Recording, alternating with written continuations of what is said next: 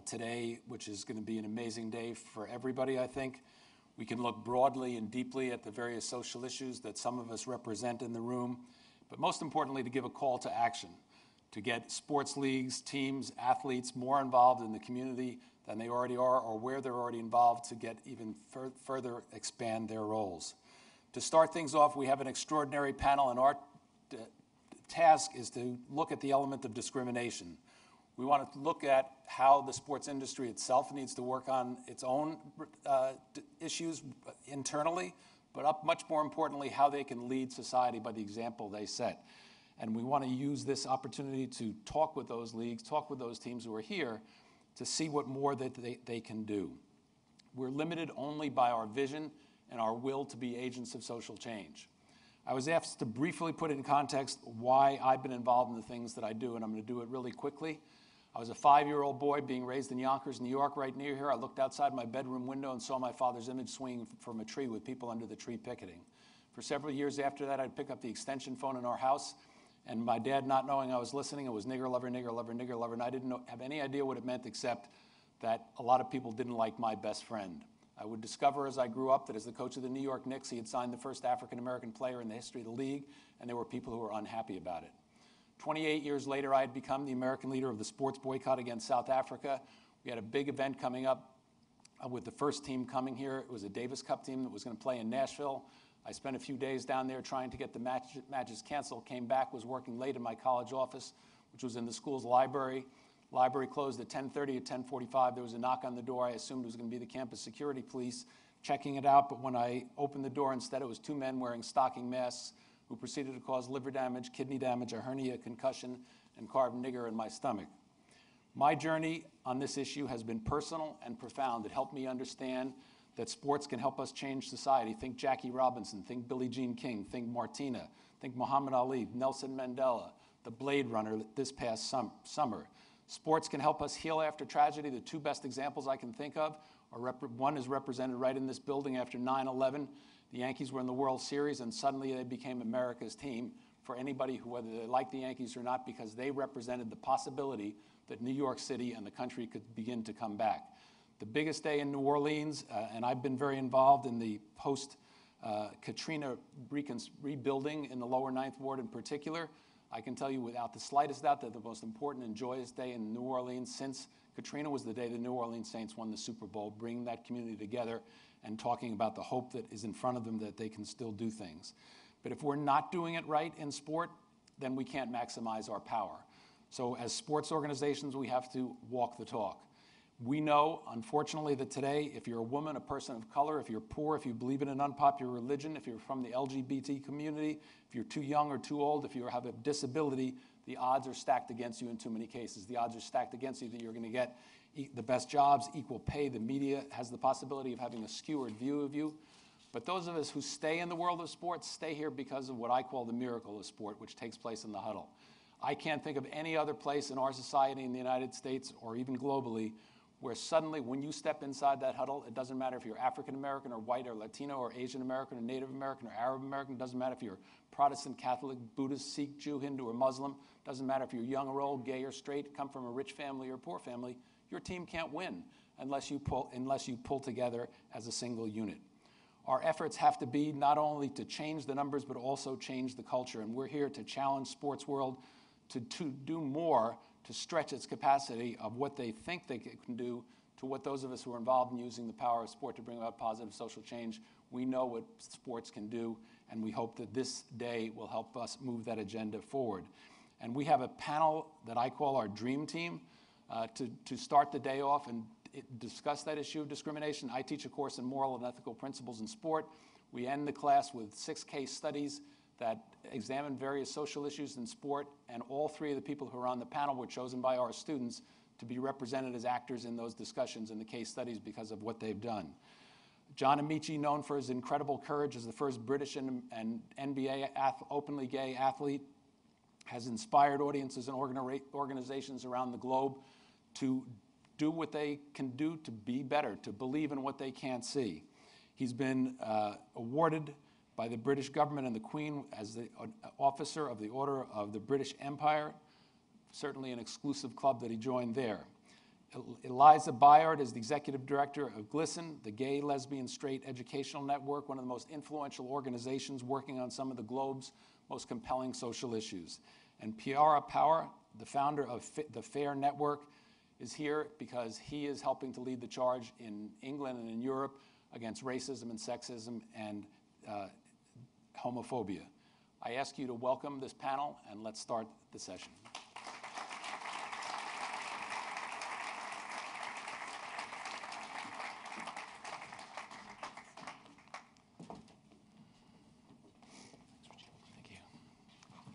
John, I'd like to start with you. You've been working on issues of child abuse and getting a lot of success in what you've done.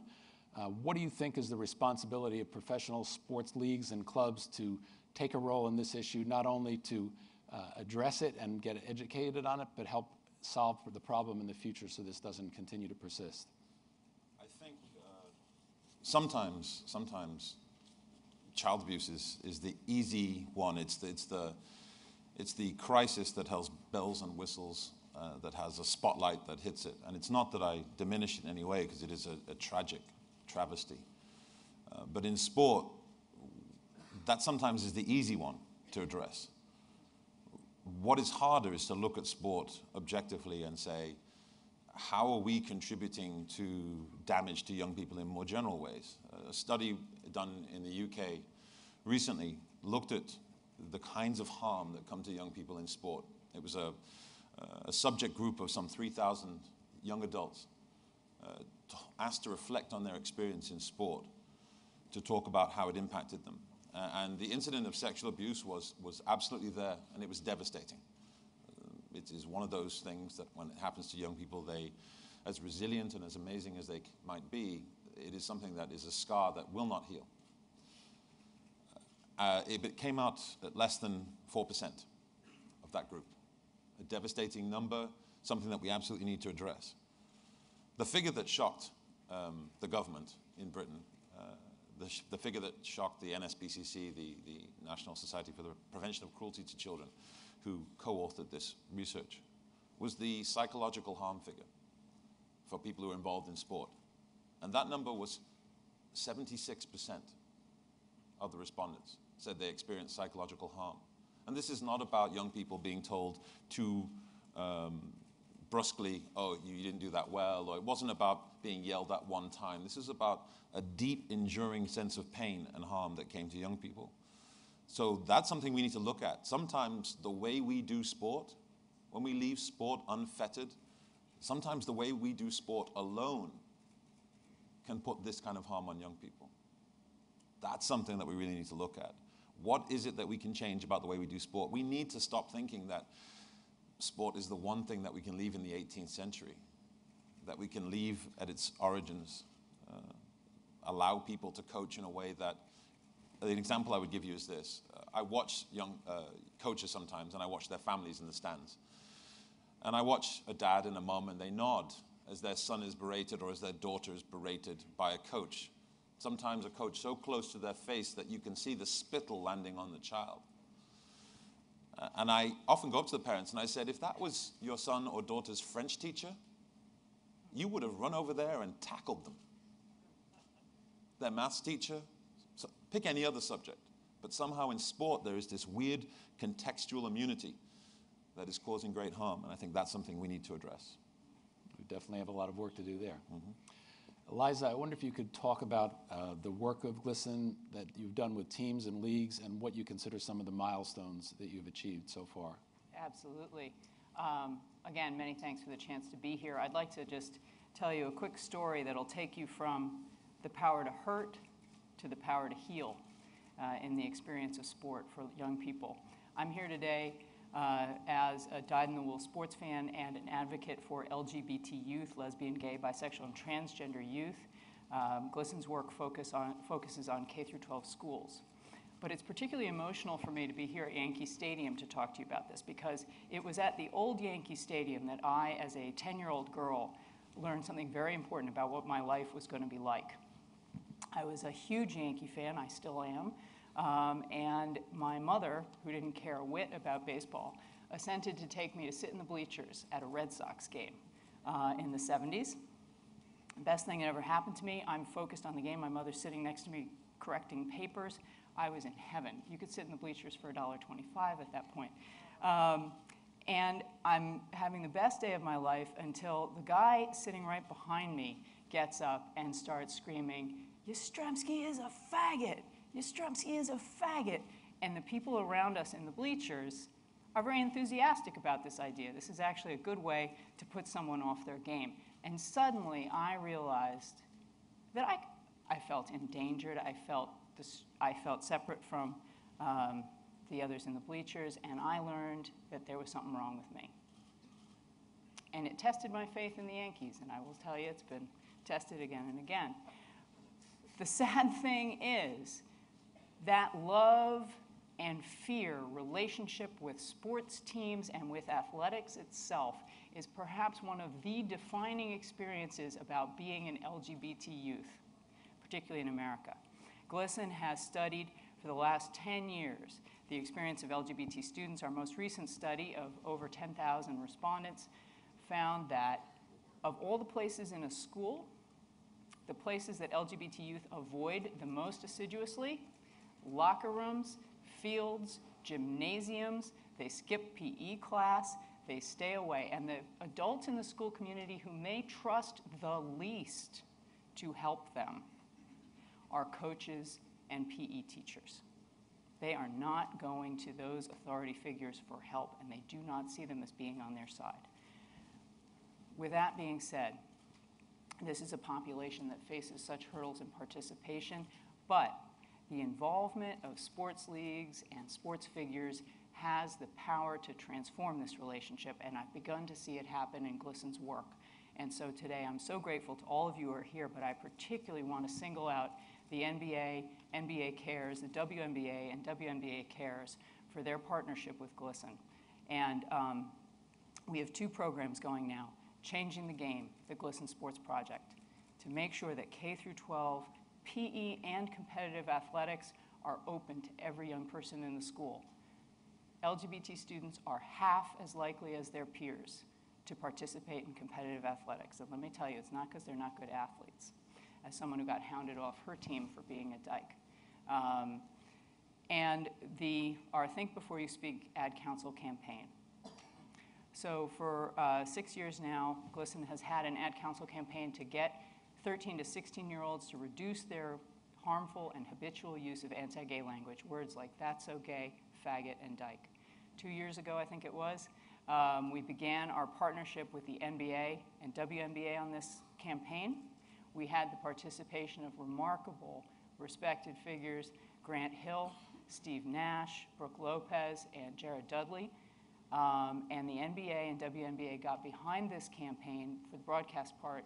We were on every single playoff game first season we launched, finals, and we were on throughout the season next year. We reached over 100 million viewers.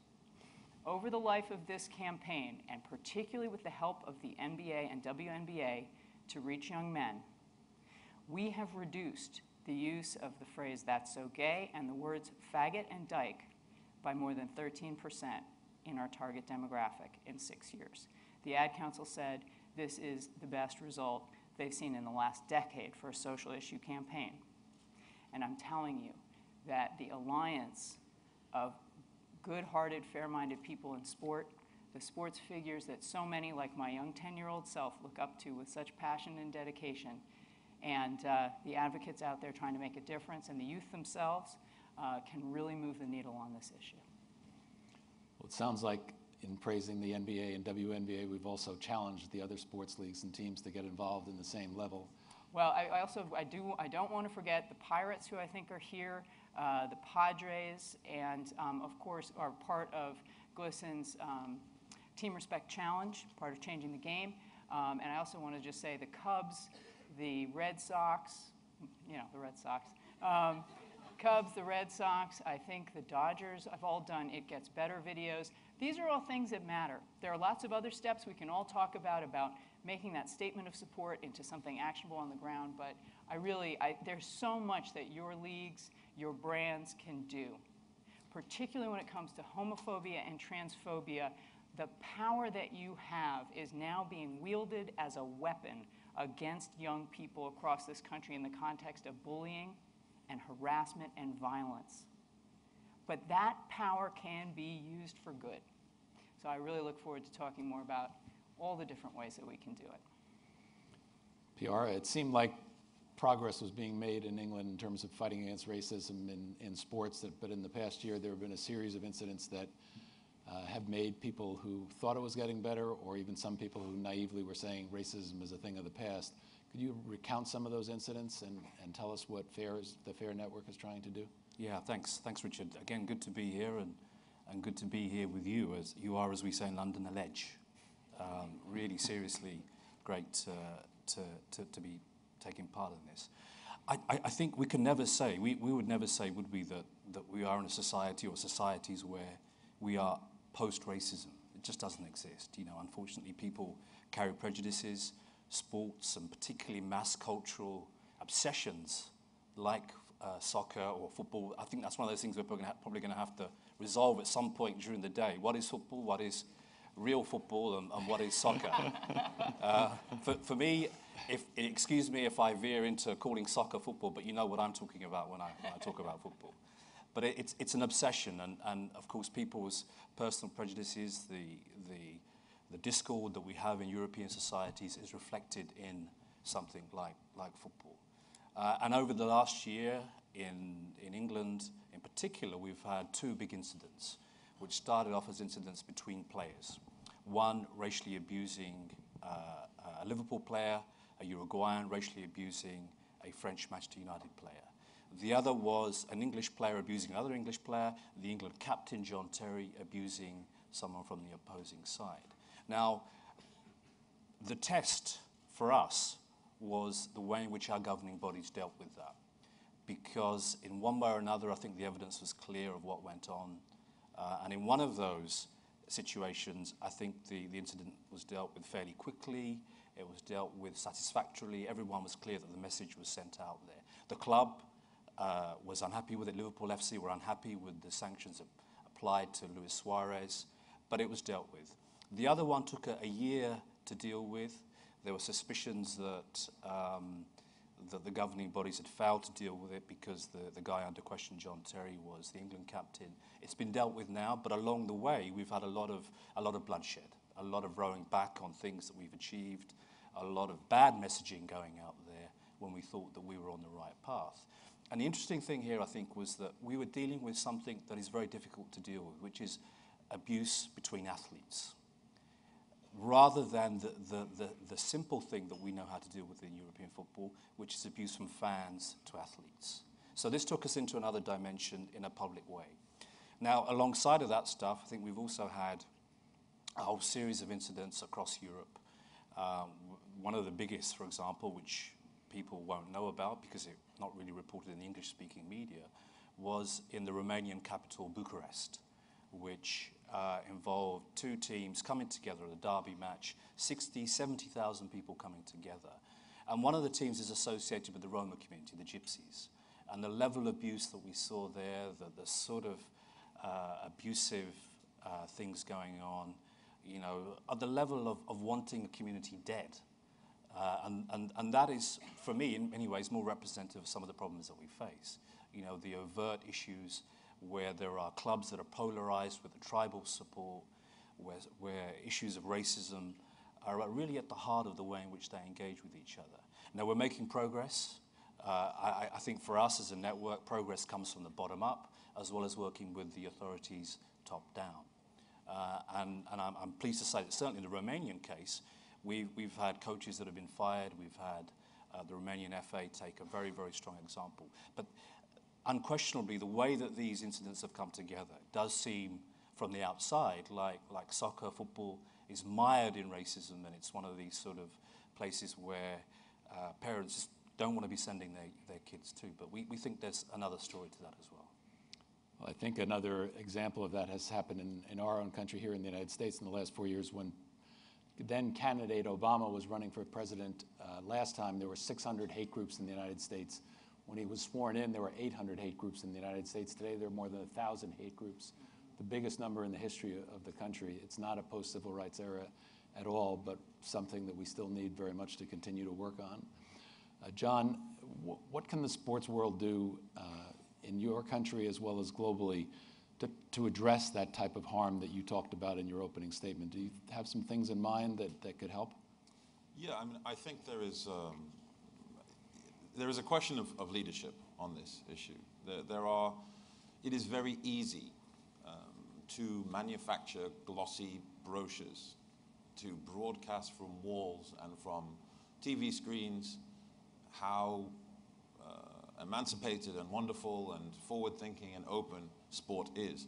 It is a completely different thing to manifest that in ways that are tangible to the people in question.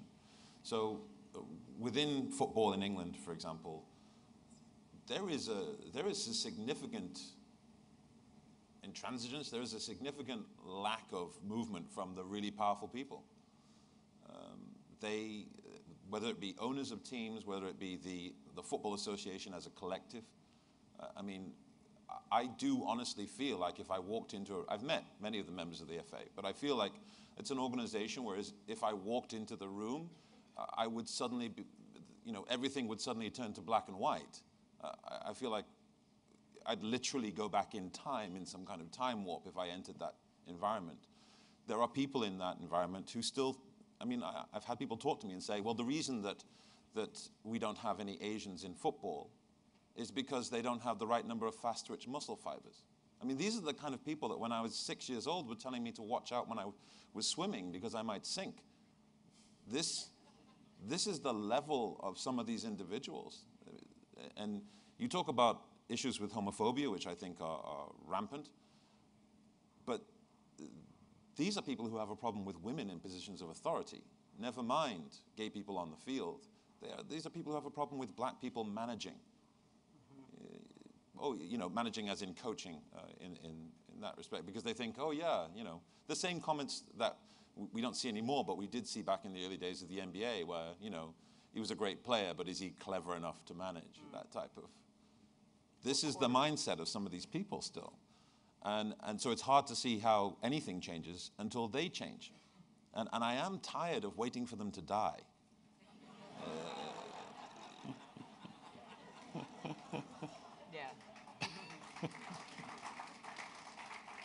So if one of the first things that we need to do is that organizations can exert their brand's will on other countries. You guys are international now. There isn't anybody. I was at the NFL game. I don't know what was going on really, but I was at the NFL game at Wembley the other day. You are international. The NBA is always in. It is ubiquitous. Your power to influence, not just to get people to buy T-shirts and watch television, but also to really impact some of the powerful figures in sports in Europe who lag behind you, not only in the sophistication of your marketing, but in the open-mindedness and forward-thinking of your organizations. And I would say this, I am not a warm and fluffy psychologist. You may have gathered this. I'm not interested in diversity so that people can slap a picture on the back of your annual report with a black person, a white person, someone in a wheelchair, a woman, and a potential gay. I'm not interested in that. I'm interested in it because we know that high-functioning, diverse teams will kick the arse of a team that is not. It is all about performance. So maybe that's the message we can start sending to people through sport. It is not a question of, it's not about colorblind society, like we don't see difference. That's a sure way to lose. It's about saying we see difference as an asset. And the job of a coach is not to have a group of people that he would want to have a beer with. I always think that's one of the most remarkably asinine acid tests. The job of a coach is to bring together a diverse group of people and help them kick the other team's ass. Eliza, I've been involved in diversity work for about 40 years now, and really in the past 4 or 5 years, for the first time, we're seeing LGBT issues as part of the discussion. Why do you think it took so long to mainstream that issue? and what can sports, you alluded to part of it before, but beyond what's already been done, help to propel that to make sure it catches up to the other issues that have been part of it. And the same would be true about disability issues, I think. Yeah, I think that's absolutely true. And I have to say that, so I've now been with GLSEN for nearly 12 years, and the transformation we've seen in the kind of action that's possible has been unbelievable and very pronounced in the last 5 years. I actually want to echo, in thinking about why that's so, what John just brought up. And if you think, I think for sports, both as a business and as an endeavor, I hope that you will embrace what I have seen the corporate world embrace more generally. Innovation and diversity drives success in measurable ways. This is beyond, you are not doing anyone a favor by really getting into diversity work. You are doing yourself a favor when it comes to business operations. And I will tell you, as a somewhat career nonprofit leader, that the leadership demonstrated by the corporate world on LGBT issues has been unbelievable in the last 5 years. This is what has driven so many opening doors when business communities recognize that we all lose when any part of our community is left behind. So just a couple of things about that. When business has measured how innovation increases exponentially with the diversity of a team. You can just see it in business results. Now think about that for athletics as an endeavor as well. We had the great good fortune to work with Megan Rapinoe on some of our programming before she went off to London for the Olympics. Megan Rapinoe, as you may know, chose to come out before going to London, and she spoke beautifully about the key to her freedom and inventiveness as an athlete was her ability to be herself among her teammates and in the world. And I'll tell you, as a fan of U.S. women's soccer, we like it when Megan Rapinoe gets creative because good things happen on the field. Sports teams are just waking up to this. I cannot speak as an insider to what it feels like to walk into a locker room, but I can tell you that it has all, as a baseball fan, knowing that fewer baseball players go to college and are exposed to a diverse world before they hit the field, I imagine that teams in baseball at least find it concerning about how they're going to move their employee base forward. You know, when I know that Billy Martin introduced Glenn Burke as a faggot to his teammates when he went off to Oakland in the late 70s, and I know that John Rocker luckily got a bad when I know that my beloved Giants had Jeremy Shockey talking about how he wouldn't want to play with a gay person not that long ago. There's some powerful forces standing in our way. But again, I really appreciate John's point about transforming coaching practice and what it means to be part of a team, what it means to a young person to be part of a joint endeavor that doesn't involve being berated every time you drop a pass. Because that extends to what is the culture you are trying to create on a team to get a result, right? We are all about at GLSEN building cultures of respect in K through 12 schools where every person's contribution is valued. You can affect that through policy, through programs, and through practice every day. Set the tone with policy. Make sure it's carried through with programs that let people know what those policies mean in practical terms. What's going to happen to Yunel Escobar when he wears "Tu eres maricón" on his eye black? What's going to happen to Kobe Bryant when he calls a referee a faggot? What's going to happen when someone refers to some of these other words that I won't repeat in this company? But leagues do a lot, both by responding immediately, and then I would say even by going further. And I really appreciated the NFL being very clear about the right of players to speak up in support of marriage equality when that was their choice. So there is a lot to be done. And this is a culture, please remember that your reach and your meaning to your fans is so profound. Whoever those fans are and however they think, what you say means a lot to them. And that's particularly true for the millions of students whom we serve every day in all 50 states and around the world. Thank you. Piara, how would you compare the racial issue in sports in the United States and in the UK? Well, I think John characterizes it very well, actually, in the sense that here in the US, you seem to me, I mean, advanced is one way of looking at it, that your thinking is more advanced, you understand the diversity of the franchises on the field of play, off the field of play, and what that can mean. We are still at a stage where we have, in England, let me take that as one example of a European whole, we have around about 30% of our players come from African descendancy, through the Caribbean or directly from Africa. And yet we have 3 black coaches or managers out of 92 clubs. Now that just doesn't equate. You know, everyone knows that coaches and managers come from within the game. They're usually ex-players. They use that experience and their qualifications to move forward.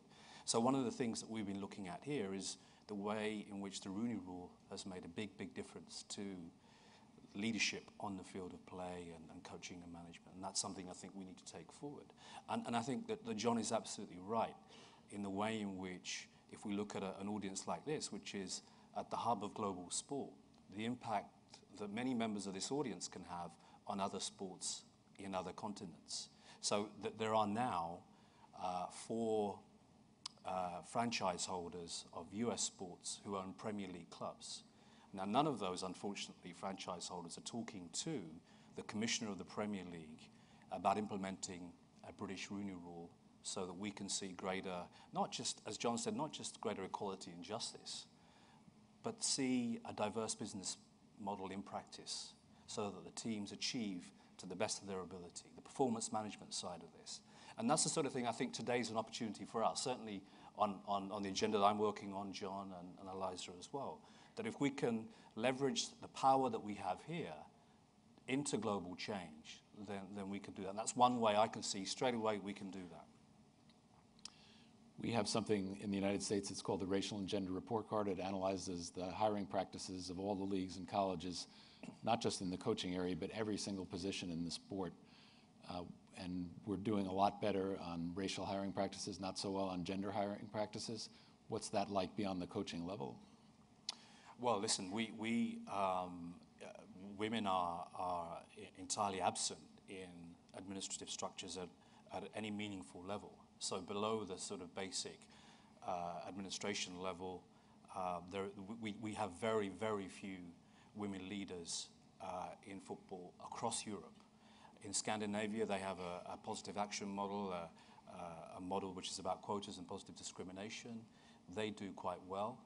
But our FA recently appointed the first woman to the board.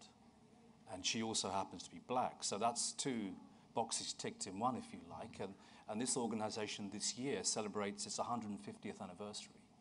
So now if we wait along those lines, you know, we'll be here in 350 years' time waiting for, you know, the 3rd or 4th black or female to take their place. But this is something that for us is an area of research. We have to, unfortunately, we're still at the stage where we have to go away and evidence the impact that this absence has on the running of the sport in order to convince people that they need to make a difference and start to look at proactive measures, positive action measures to really make an impact. And I have to say that, you know, some of this stuff is really difficult. We did a piece of work with UEFA, which is the European Confederation. The decision went to their executive committee to have a non-voting woman on the board. And I can tell you some of the things I heard about that discussion, and if it wasn't for the casting vote of the president, that wouldn't have happened. And I think that just demonstrates where we are and the journey we still need to make. We have just a few minutes left. I'd like to open it to the panel to make any comment you choose. One of the things I think we can do that's really important is that currently the way we operate in anti-discrimination areas in sport is that we, and this is true of society in general, we create a hierarchy of oppression, right? Anytime you create labels and categories, the human mind will automatically put them into order. That's what we do. We've really got to break out of this habit in sport, because our hierarchy tells our fans and tells society what we think is important. It is absolutely crystal clear from the work of sport so far that black stuff, racism, terrible, awful, bad. It's then clear that you step down a couple of levels past several other things, and then you might enter women. Yeah, we should be nicer to them too. And then we step down another couple of levels, and we can talk about Islamophobia and maybe rank anti-Semitism a couple of levels above that. And then you go down another couple of levels, and it's homophobia. Go down to the bottom, and it's transphobia. This list is real. It exists, and it is palpable in our programming. And we have to, when we do stuff, we have to make it clear that we don't have this hierarchy. As a black and gay person, I can tell you that when people call me a nigger, it does not wound me more egregiously when people call me a faggot. I would also add that you're equally likely to get squashed like a bug. So we have to help people to realize that this is not a list. That we're not dealing with 8 different monsters, racism and homophobia and anti-Semitism. We're dealing with a hydra, many heads of the same monster. And we can spend our time whacking and hacking away at one of the heads while the other ones bite us in the arse. And that is what's happening, unfortunately, in too many of our sports. And maybe that's a way we can really make a difference. If I could, I want to leave you with a sense of urgency about what these issues mean in the lives of young people across the country and around the world who look to their teams as a source of identification, passion, and belonging, and who look to sports as a place where they want to be included but cannot. And let me build on John's point by telling you a little, just quick, how bullying works, all right? Bullying prevention is at the core of what we do, but let's talk about that actual bullying dynamic in a community, okay? In schools across the country, when this happens, there was an amazing study out of the Netherlands about why bullies do what they do. And one of the key findings was that bullies are not motivated by hate for an individual or a group. Bullies are motivated by the need to exert power, and they are good at figuring out who in their community is not going to be defended. So they go after whatever weapon is to hand. When you send the signal that gay people, trans people, women, lesbians, black people, Asian people are the disfavored group, that's the label that the bully will reach for. The other critical thing to remember is that your work benefits the community, not just the target. Of course, the target is critical, but I want you to absorb this in terms of this sense of this is not about being just a do-gooder. It's about doing us all a great service. Every party to the bullying dynamic, the bystander who witnesses it, the bully who perpetrates it, and the target who is isolated and demeaned in front of their peers is learning critical, terrible lessons about how to get along in the world, how power operates, and who's favored and disfavored. And that lesson is communicated by the adults who do or do not respond, by the bystanders who do or do not respond according to the kind of language or the reason for singling out. So as John just pointed out so importantly, this is about a culture of respect in which every single member of the community is respected and valued and defended and loved and cared for and nurtured in equal measure. For anyone working in youth development, these are the central tenets of what we're trying to do. And we know that all of you, leagues, teams, brands, and players, have the power to move this debate forward in ways that we could never have imagined 5 or 6 years ago. So I urge you to take that opportunity as you are here today. And for those of you who want to talk about it, GLSEN is here to help. Talk with our friends at the NBA, WNBA, WNBA Cares, and NBA Cares. They're amazing partners and I think real exemplars of what can be done when you go all in to make the world better for everybody. Thanks. Piara? Listen, I think we, just to reiterate some of these points about, this is not about doing people a favor. This is not about doing minorities and women a favor, no way. This is about the way in which we can operate our businesses off the field of play better, the way in which the teams on the field of play can do better as well. And when this comes together, it's, you know, it's like the best sort of Barcelona move. It's like the best sort of pitch out there, you know, those that curves up, down, and then round. You know, it's fantastic. When this comes together, it's something else. It's joyous, and that's the point when we don't even notice it. It's Brazil. It's Brazil. Soccer. It's amazing. I think it's pretty clear from what we've been talking about that if all of the groups that we've been talking about are allowed to excel, have the opportunity to excel in the world of sport, then their voice is going to be amplified. And I think to kind of tie together what everybody said, I think one of the lessons that we all should take away from here is that you don't have to be a person of color to want to fight against racism. You don't have to be a woman to want to fight against sexism. You don't have to be a Jewish to fight against anti-Semitism. You don't have to be poor to fight against poverty. You don't have to be gay or lesbian to fight against homophobia. You don't have to be sitting in a wheelchair to want to fight for people with disabilities. We're all part of the same one human fabric. And as we bring those together and work on those issues together, we're going to be a lot stronger. I'd like you to join me in thanking the panel for their great contribution.